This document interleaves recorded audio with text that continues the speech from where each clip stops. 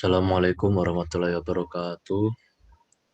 Kami dari kelompok pertama pada kesempatan kali ini akan menyampaikan topik pembahasan kami, yaitu pengetahuan dan teori kebenaran.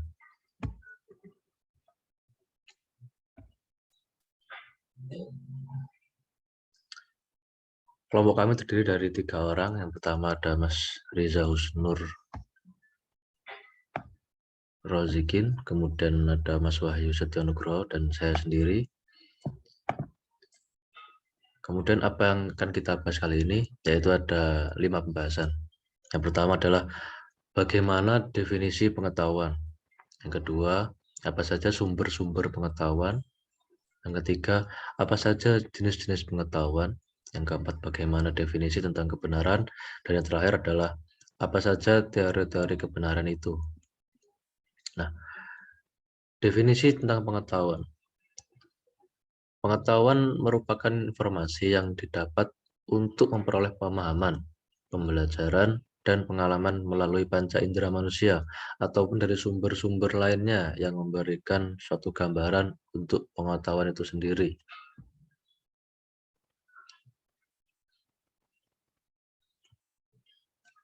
Mas.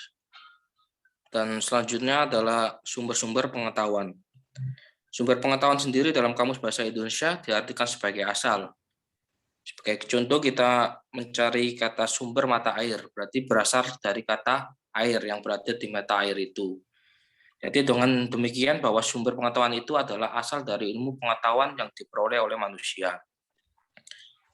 Menurut Profesor As'ad Dalali, dalam bukunya yang berjudul Filsafat Ilmu Suatu Pengantar, beliau menyatakan sumber-sumber pengetahuan adalah sebagai berikut.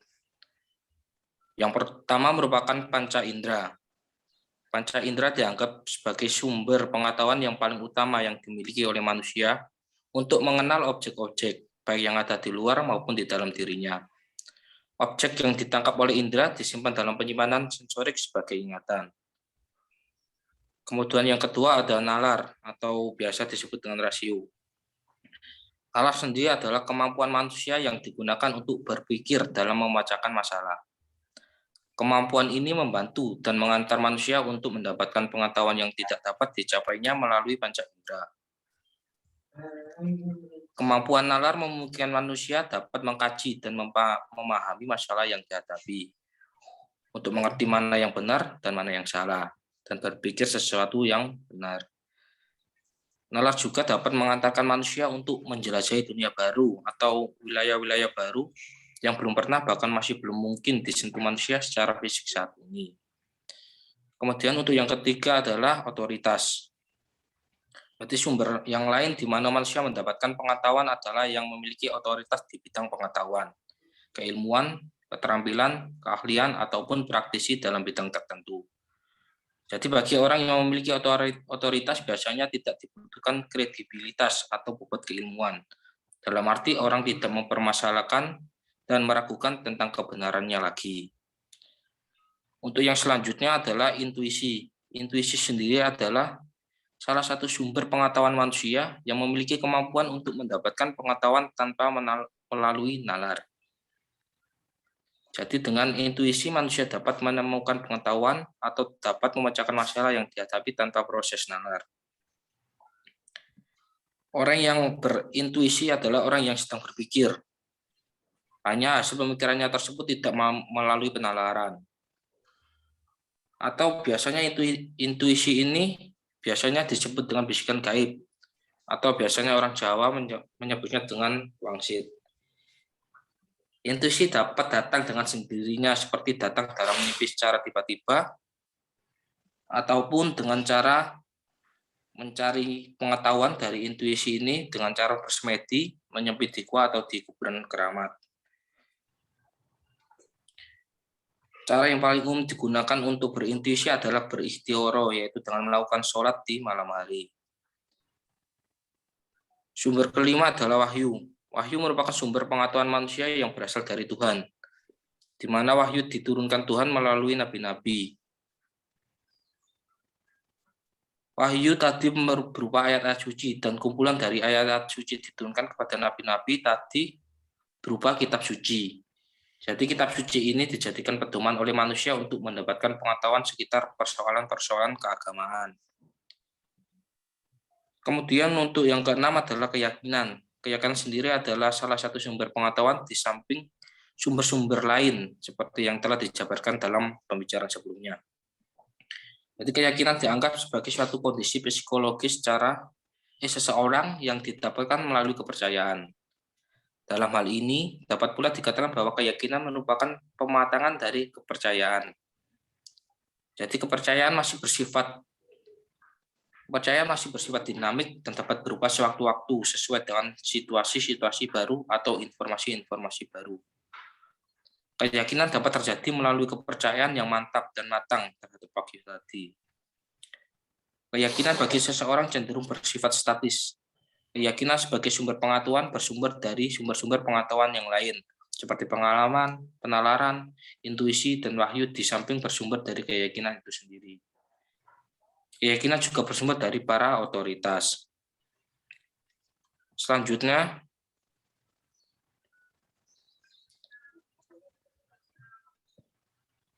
merupakan jenis-jenis pengetahuan.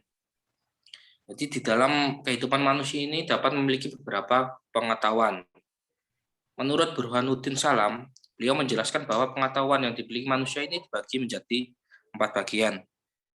Yang pertama disebut dengan pengetahuan biasa, di mana dalam pengertiannya pengetahuan biasa ini adalah pengetahuan yang dalam filsafat dikatakan dengan istilah common sense atau nalar wajar, ataupun sesuatu yang masuk akal. Terkadang disebut dengan good sense pula, yang berarti pengetahuan yang diterima secara baik. Di sini kita mengambil contoh seperti semua orang menyebutnya sesuatu itu merah karena itu memang merah. Atau dalam contoh lain, seseorang menyebut benda itu panas karena memang apa yang dirasakan dalam benda itu adalah panas. Kemudian selanjutnya adalah pengetahuan ilmu. Pengetahuan ilmu merupakan ilmu sebagai terjemahan dari sains yang pada prinsipnya adalah usaha untuk mengorganisasikan, mensistematisasikan common sense. Sesuatu pengetahuan yang berasal dari pengalaman dan pengamatan dalam kehidupan sehari-hari atau dugaan lain yang belum dibuktikan. Di mana untuk kemudian dilanjutkan dengan suatu pemikiran secara cermat dan teliti menggunakan berbagai metode. Ilmu dapat merupakan suatu metode berpikir secara objektif. Tujuannya untuk menggambarkan dan memberikan makna terhadap dunia faktual. Dan klasifikasi analisis ilmu objektif dan menyampingkan unsur pribadi atau subjektif. Pemikiran logika diutamakan, netral, dan menjunjung fakta. Pengetahuan yang ketiga adalah pengetahuan filsafat. Pengetahuan filsafat yaitu pengetahuan yang diperoleh dari pemikiran yang kontemplatif dan spekulatif. Pengetahuan filsafat menekankan pada universalitas dalam kajian mengenai ilmu hanya pada suatu bidang pengetahuan yang mengerucut. Sementara filsafat membahas hal yang lebih luas namun tetap mendalam. Filsafat sendiri biasanya memberikan pengetahuan reflektif dan kritis, sehingga ilmu yang tadinya kaku cenderung tertutup dilonggarkan kembali untuk menerima perubahan yang dianggap lebih positif. Dan yang terakhir adalah pengetahuan agama. Pengetahuan agama sendiri merupakan pengetahuan yang hanya diperoleh dari Tuhan lewat para utusannya. Pengetahuan agama bersifat mutlak, absolut, dan wajib diyakini oleh para penganutnya tanpa bukti empiris sekalipun. Selanjutnya, yaitu definisi kebenaran. Menurut Kamus Besar Bahasa Indonesia, kebenaran berasal dari kata benar yang berarti sesuai. Sebagaimana adanya betul tidak salah sesuai dengan keadaan yang sesungguhnya. Sedangkan kata kebenaran berarti keadaan hal yang cocok dengan keadaan yang sesungguhnya. Lalu menurut filsafat, kebenaran adalah satu nilai utama di dalam kehidupan manusia, sebagai nilai-nilai yang menjadi fungsi rohani manusia. Artinya sifat martabat kemanusiaan selalu berusaha menganut suatu kebenaran. Kebenaran sendiri memiliki beberapa teori. Teori-teori kebenaran ada teori korespondensi. Teori korespondensi adalah teori yang paling diterima secara luas oleh para realis. Teori korespondensi tersebut yang pertama adalah pernyataan atau statement. Yang ketiga situasi. Yang keempat kenyataan, dan yang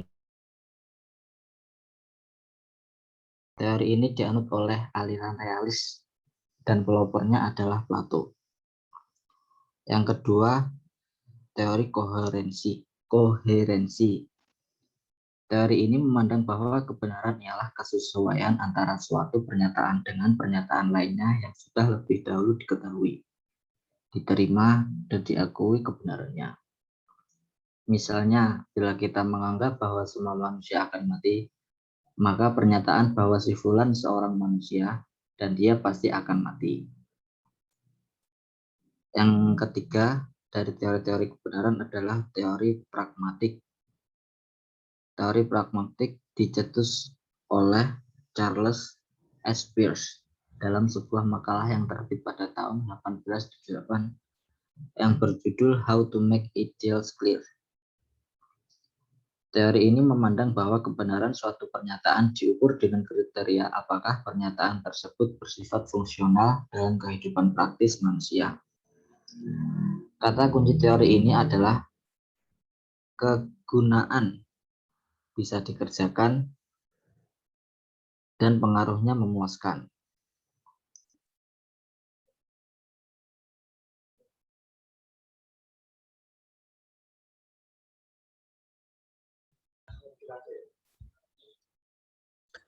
Baik, cukup itu saja yang bisa kami sampaikan. Semoga bermanfaat. Bila ada yang ditanyakan, silakan komen di kolom komentar atau bisa bertanya di grup WhatsApp. Itu saja dari kami, dari kelompok 1. Kurang lebihnya mohon maaf. Wassalamualaikum warahmatullahi wabarakatuh. Sekian.